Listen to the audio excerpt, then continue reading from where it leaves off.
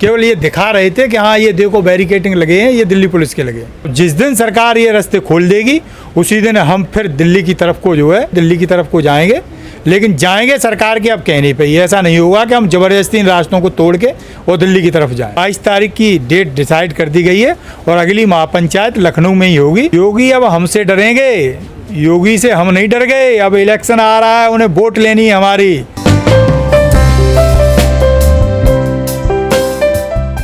से जो बैरिकेड लगाए थे पुलिस ने वो हटा लिए गए हैं। लग रहा है दिवाली आने वाली है तो शायद मोदी जी का मन पिघल जाए, ये कानून वापस ले लें, हम भी अपने घर चले जाएं। तो हो सके इनकी कुछ ऐसी मंशा रही हो।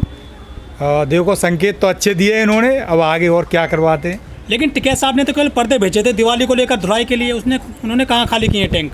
कोर्ट में जाके सरकार कह रही थी कि किसानों ने रास्ते रोके हैं, हमने कोई रास्ते नहीं रोके हैं। तो वो उस दिन मीडिया को दिखाने के लिए कि किसानों ने रास्ते नहीं रोके, रास्ते दिल्ली पुलिस ने रोके हैं, तो वो बैरिकेटिंग दिखाने के लिए उस दिन पर्दे हटाए गए थे। ऐसी कोई मंशा नहीं थी कि टिकैत साहब को उनको जो बैरिकेटिंग लगाई थी उनको तोड़ के दिल्ली जा रहे हों, ऐसा कुछ नहीं था उनकी मंशा में उस दिन। केवल ये दिखा रहे थे कि हाँ ये देखो बैरिकेटिंग लगे हैं, ये दिल्ली पुलिस के लगे हैं।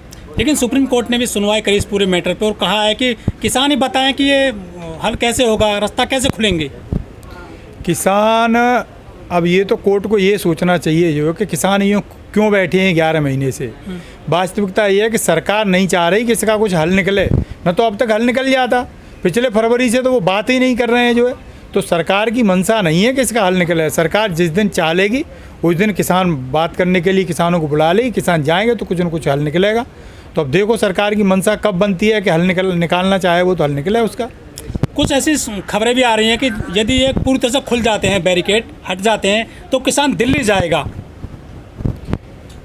हम तो दिल्ली जाने के लिए भैया आए थे, कोई यहाँ गाजीपुर बॉर्डर पे बैठने के लिए नहीं आए थे। ये तो हमें यहाँ रोक दिया, तो हम कोई उपद्रवी नहीं है, हम कोई आतंकवादी नहीं है। ये हमें चाहे जो नाम देते रहें, हम इस देश के संभ्रांत नागरिक हैं। तो सरकार ने हमें जहाँ रोक दिया हम वहीं रुक गए।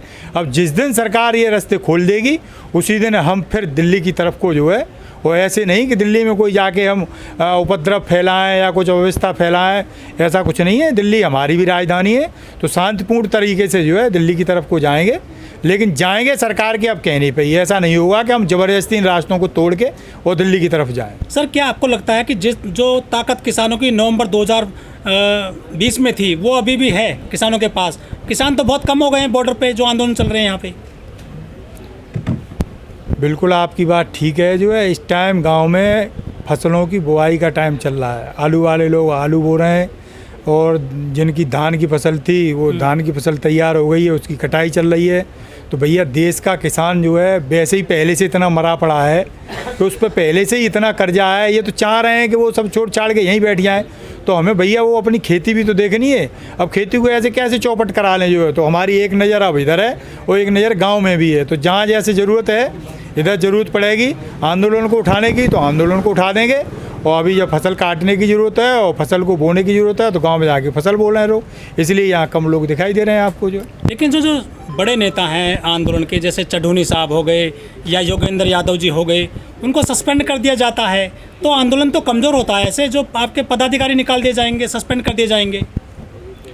यहाँ एक 40 लोगों की कमेटी है, उस कमेटी में जो सर्वसम्मति से फैसला हो जाता है वो सबको मान्य है।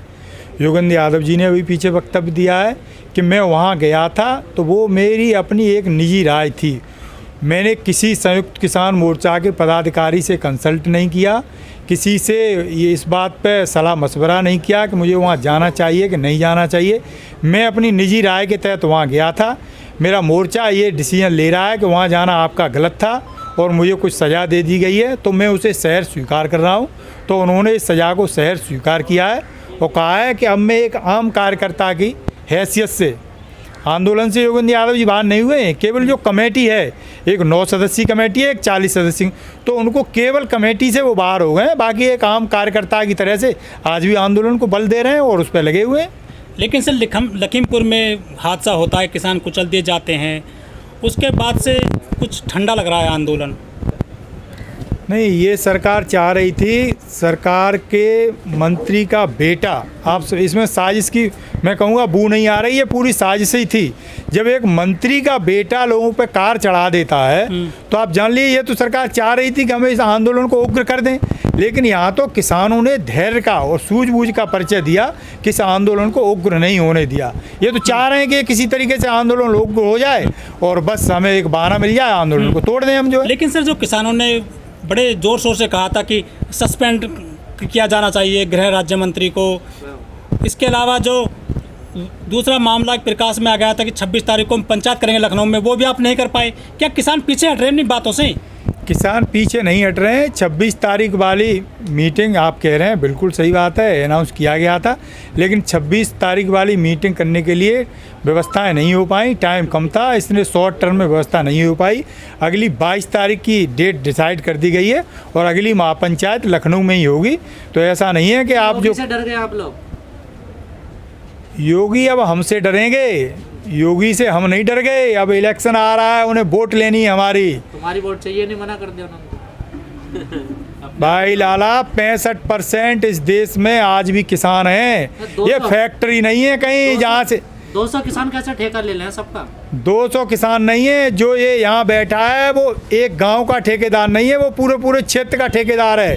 किसान पर इतना टाइम नहीं है इन नेताओं की तरह कि वो अपना खेत छोड़ के यहाँ आ जाए। एक तो वैसे ही योगी महाराज ने सांड छोड़ रखे, उनसे रखाएं खेत को, या अब यहाँ आके आंदोलन में इन्हें रोज यही नजर आए हम जो है। आप सच्चाई से क्यों भागते हो? हस्बैंड के कहने से बीवी वोट देती नहीं, आप पूरे क्षेत्र के बता रहे हैं।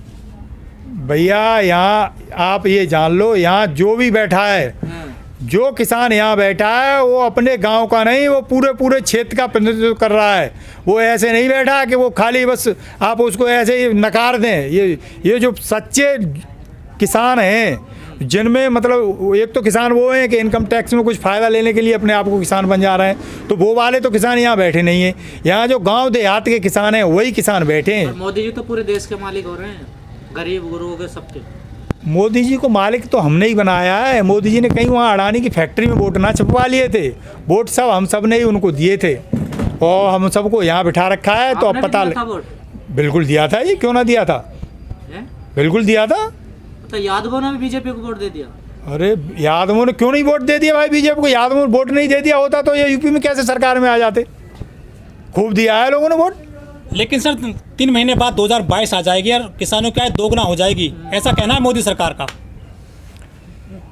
आपके मुंह में घी, मिठाई, गुड़, शक्कर, 1 तारीख अब दूर नहीं रही है, 1 जनवरी को हम आप जो है, इन्होंने यदि चाहा तो यहीं बैठ के बातचीत कर लेंगे कि कितनी आय दूनी, कितने की आय दूनी कर रहे हैं, ये हमारी आय दूनी कर रहे हैं या अपनी दूनी कर रहे हैं जो है। किसानों की आय दुगनी होगी, आपकी थोड़ा ही होगी सर। भैया मैं यहाँ बैठा हूँ, कहो तो अपने यहाँ के कोल्ड स्टोर वाले का नंबर दे रहा हूँ, उससे फ़ोन करके पूछ लो, बोले सुमित यादव के कितने कट्टे आपके कोल्ड स्टोर में रखे जाते हैं आलू के। व्यापारी हैं क्या आप? व्यापारी नहीं है, किसान हैं। अच्छा। हाँ तो मैं नंबर दे देता हूँ, अभी ज़्यादा आपको दिक्कत हो तो अभी इसी पे बता दूँ।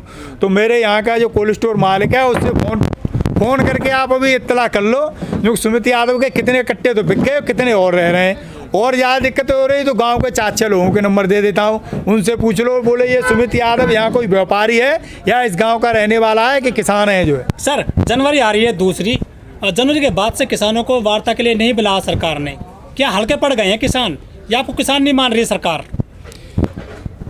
ये सरकार एक्चुअल कुछ बड़े बड़े जो पूंजीपति हैं उनकी गिरफ्त में ऐसी फंस चुकी है कि ये बिना सहमति के कोई डिसीजन नहीं ले पा रही।